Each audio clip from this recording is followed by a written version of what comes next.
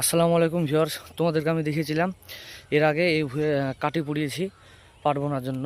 তো কাঠি পোড়ানোর পরে এই দেখো চাষ দেওয়া হয়ে গেছে। এবার আজকে আমি সার নিয়ে এসেছি, সারগুলো ছেটাবো।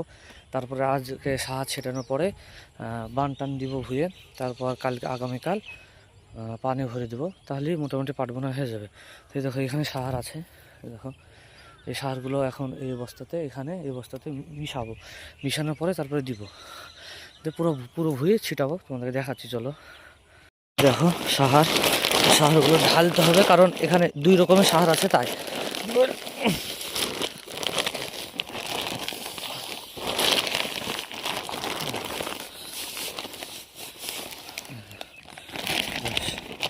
এখানে দুই রকম আছে, এগুলো এগুলো মিশাতে হবে ভালোভাবে, মিশিয়ে তারপরে পুরো ভুঁয়ে দিতে হবে।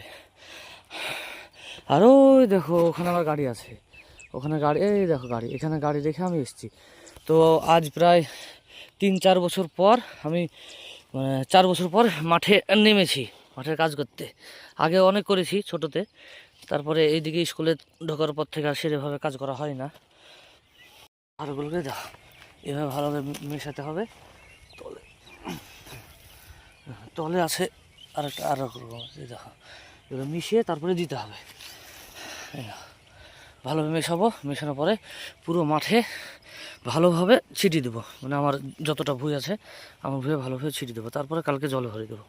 ব্যাস, এই দেখো, এই দেখো সাহার পুরো ভুঁয়ে আমি মানে সাহার ছিটা কমপ্লিট করলাম। প্রায় 1 ঘন্টা লেগে গেল পুরো ভুঁয়ে সাহার ছিটাতে।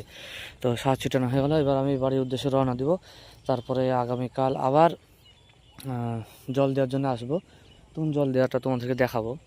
কমপ্লিট, এবার বাড়ির দিকে যাব আমি। আর আগামীকাল জল দেওয়ার জন্য আবার আসবো, তখন তোমাদেরকে আবার আমি ভিডিও করে দেখাবো।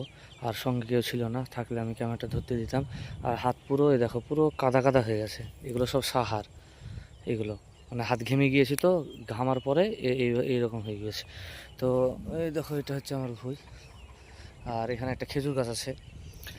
তো আজকের মতো এখানেই ব্লগ শেষ, আগামীকাল আবার দেখা হচ্ছে ইনশাল্লাহ জল দেওয়ার সময়। চলো, বাই বাই, টাটা, সবাই ভালো থেকো।